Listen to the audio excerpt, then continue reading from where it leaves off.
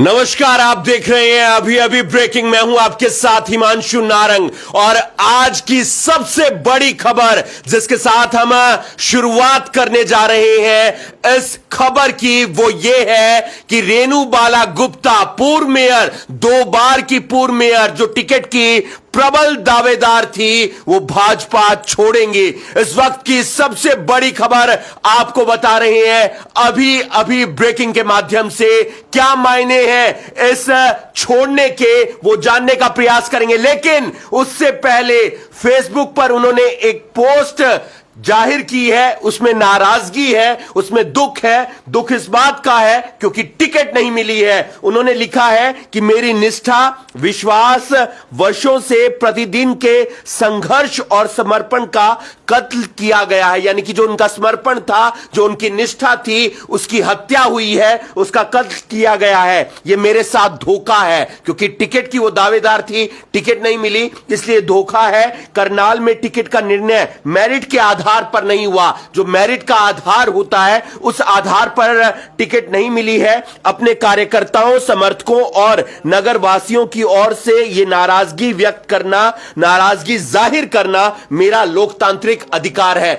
लोकतांत्रिक अधिकार हर व्यक्ति का है। खबर को सुनकर, इस खबर को देख करके रेणु बाला गुप्ता, जो कि 2 बार मेयर रही हैं, एक बार तो भाजपा की टिकट पर मेयर रही, और 12-13 पार्षदों का समर्थन उनके पास था, लेकिन एक बड़ा अचंबा, एक बड़ा झटका देते हुए उन्होंने अचानक से पूरी बाजी पलट दी और वो कुछ घंटों में बाजी पलट दी। और अगर आपने पिछला मेयर का चुनाव देखा होगा 2019 का, आशा मनोज वधवा प्रबल दावेदार थे और बहुत अच्छा कंपेनिंग था उनका, और कांटे की टक्कर भी, वो कांटे की टक्कर पे नहीं, वो जीत रहे थे चुनाव। मनोज वधवा चुनाव जीत रहे थे, लेकिन बीजेपी ने एंड टाइम पर रेणु बाला गुप्ता को मैदान में उतारा और इन्होंने, इनकी जो चुनाव लड़ने की जो रणनीति है, उस रणनीति पर चलते उन्होंने चुनाव में अच्छी जीत हासिल की। जगमोहन आनंद को इसका कितना नुकसान होगा, क्योंकि वो बीजेपी के उम्मीदवार हैं करनाल से, और रेणु बाला का बीजेपी छोड़ना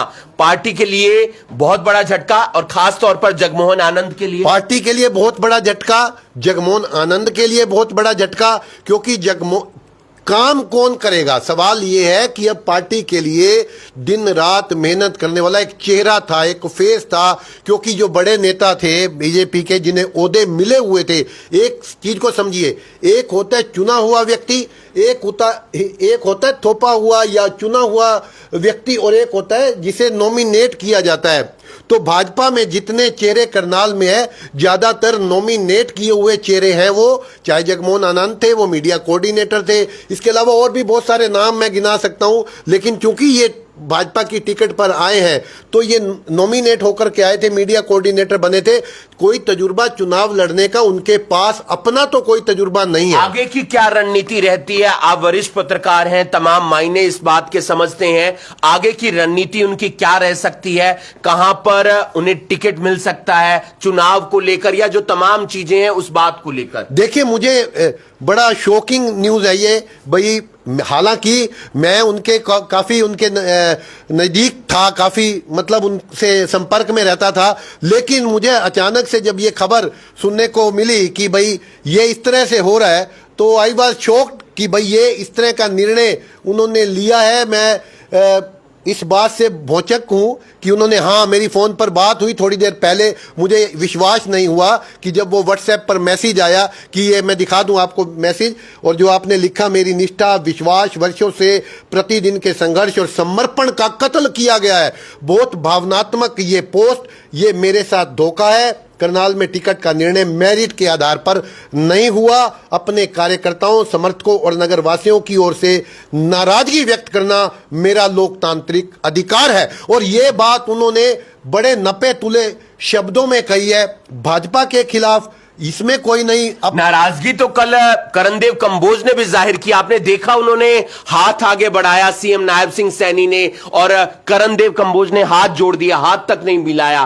तो लोकतांत्रिक अधिकार है, हर व्यक्ति का अधिकार है कि जिस तरीके से वो अपनी नाराजगी जाहिर कर सकता है टिकट कटने पर। देखिए, अभी इस पोस्ट में इस बात का कोई जिक्र नहीं है कि वो भाजपा छोड़ेंगी या नहीं जोड़ेंगी, लेकिन जो मेरी टेलीफोनिकली उनसे बात हुई है, उन्होंने कहा है कि हम 8 तारीख को अपने कार्यकर्ताओं की, अपने समर्थकों की, शहर के नागरिकों की एक बैठक बुलाएंगे, क्योंकि वो बता रहे हैं कि 2-3 दिन से जब से टिकट डिक्लेयर हुई है उनके घर पर लोगों का तांता लगा हुआ है, समर्थक उन पर आजाद उम्मीदवार के तौर पर मैदान में उतरने का दबाव बना रहे हैं। तो उन्होंने 8 तारीख को इस पे एक बड़ा निर्णय ले सकते हैं। वो हो सकता है उस दिन भाजपा छोड़ दें या आज ही छोड़ दें भाजपा, और उस दिन वो आजाद उम्मीदवार के तौर पर मैदान में उतरने का ऐलान कर। ऐसा हो सकता है कि वो चुनाव लड़े, निर्दलीय लड़े?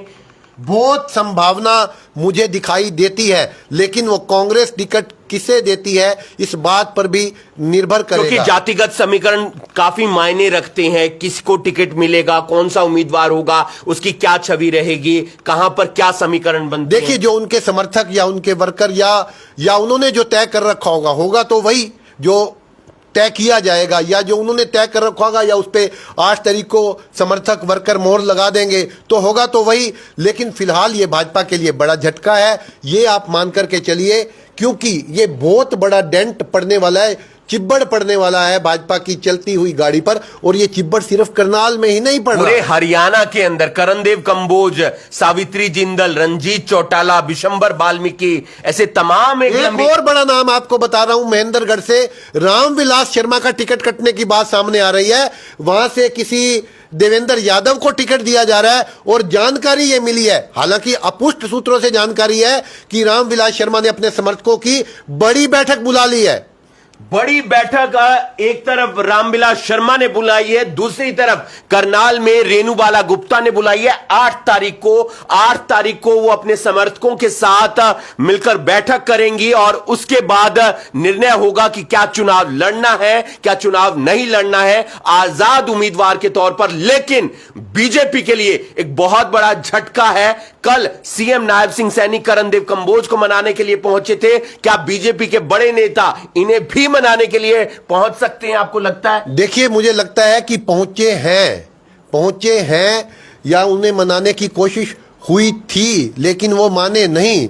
उनका साफ तौर पर कहना है कि अगर मेरी मेरिट नहीं बनती तो आप किसी और को टिकट दे दीजिए, किसी विनिंग कैंडिडेट को टिकट दीजिए जो जीते, जो पार्टी का झंडा बुलंद करे। लेकिन आपने तो ऐसा कैंडिडेट उतार दिया मैदान में जिसको आप फेसबुक पे, व्हाट्सएप पे, दूसरी जगहों पर, शहर में जो चर्चाओं का माहौल गर्म है वो यही है कि भाजपा ने एक कमजोर कैंडिडेट दिया है। हालांकि जगमोहन आनंद अपने हिसाब से तो मजबूती से चुनाव लड़ेंगे, लेकिन एक मैसेज अच्छा नहीं गया, क्योंकि भाजपा के बड़े चेहरे उनके मंचों से गायब हैं, उनको बधाई देने नहीं पहुंचे। आपने देखा होगा कि बड़े बड़े जो लोग हैं, इवन 2-3-4 पार्षद ही पहुंचे उनको सपोर्ट करने के लिए, यानी 20 पार्षद भाजपा को सपोर्ट कर रहे हो और 4 पार्षद या 3 पार्षद पहुंचे हो और उनका भी कुछ पता ना हो, तो ये एक बड़ी बात है।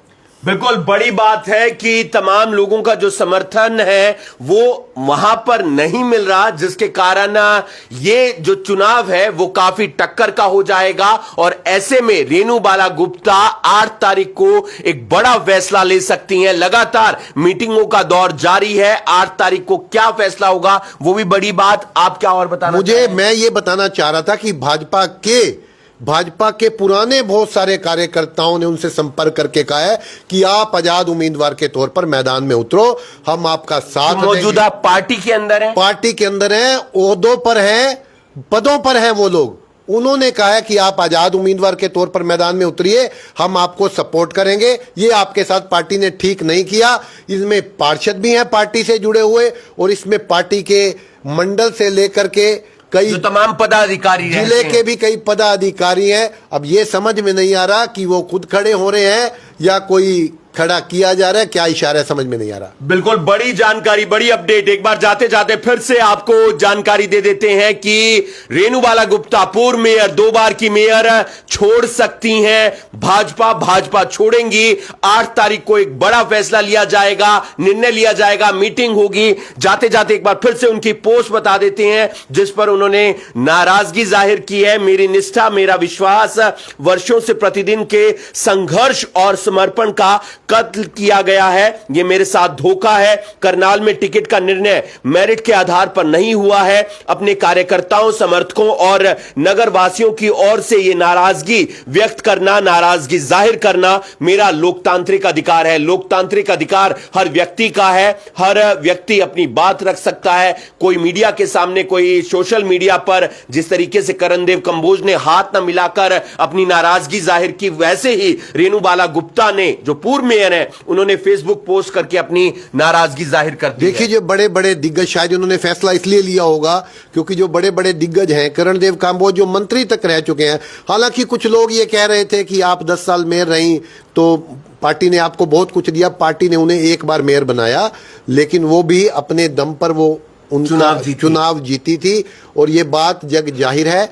दूसरी बात यह है, जब बड़े बड़े नेता अपना विरोध जता रहे हैं, वो ये कह रहे हैं कि मेरिट के आधार पर, उनका विरोध किस बात को लेकर के, ये समझना बड़ा जरूरी है। एक बात तो है गांधी जी, अगर रेणुबाला गुप्ता मैदान में आती हैं तो करनाल का समीकरण बिगड़ जाएगा और फाइट कांटे की होगी। बहुत समीकरण बिगड़ेगा और ये दोनों पार्टियों के लिए चैलेंज होगा, चाहे कांग्रेस पार्टी हो चाहे भाजपा हो, ये उन दोनों के लिए चुनौती होगा। क्योंकि भाजपा में वो 10 साल से हैं, पीछे काफी परिवार उनका पुराना कांग्रेस से था, तो एक बड़ा चैलेंज साबित होगा। और जो दूसरे राजनीतिक दल है वो भी सोचेंगे कि भाजपा किसी तरह करनाल से ना जीते, क्योंकि ये मनोहर लाल का गढ़ है। और क्योंकि ये संदेश जो है ना, आप सिर्फ ये मत मानिए कि लोकल लेवल पे कुछ होगा। जैसे करणदेव कांबोज नाराज है, उन्हें टिकट नहीं मिला तो उनके जो सपोर्टर होंगे करनाल में वो क्या करेंगे। अगर रामविलास को टिकट नहीं मिला, उसके जो समर्थक होंगे वो कहां जाएंगे। इसके अलावा जाहिर सी बात है वो बीजेपी का सपोर्ट तो करेंगे नहीं, क्योंकि पार्टी ने उनके नेताओं को तो टिकट दिया नहीं। ऐसे ही कांग्रेस में जो दावेदार थे, अगर उनको टिकट नहीं मिलेगा, हाँ 5, 4, 10 लोग होंगे जो साथ चलेंगे, लेकिन बहुत सारे लोगों ने किसी और पार्टी का भी समर्थन मिल सकता है उन्हें।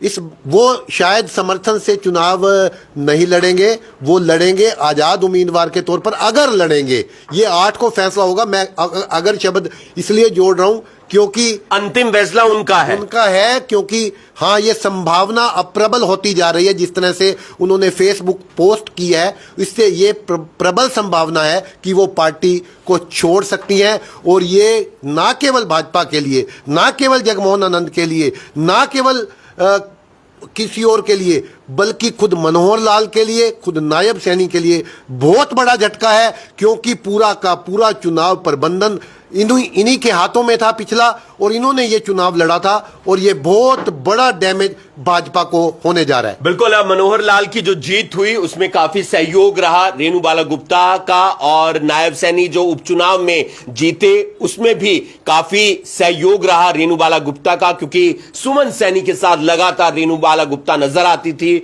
उनके दौरों पर। और अब रेणुबाला गुप्ता बीजेपी छोड़ सकती हैं। 8 तारीख को बड़ा फैसला, बड़े फैसले में क्या कुछ सामना निकल कर आता है। क्या आजाद उम्मीदवार के तौर पर, निर्दलीय उम्मीदवार के तौर पर उनकी तरफ से नामांकन भरा जाएगा। 8 तारीख को तय हो जाएगा। ना सिर्फ जो सुगबुगाहट है वो करनाल से निकली है, बल्कि पूरे प्रदेश में है, और अलग अलग नेता बगावती सुर अपनाता हुआ नजर आ रहा है, जिनकी टिकट कट चुकी है, क्योंकि ये तमाम नेता टिकट के प्रबल दावेदार थे। पल पल की जानकारी, पल पल की अपडेट आप तक हम पहुंचाते रहेंगे, अभी अभी ब्रेकिंग के माध्यम से, क्योंकि चुनाव मतलब अभी अभी ब्रेकिंग। धन्यवाद।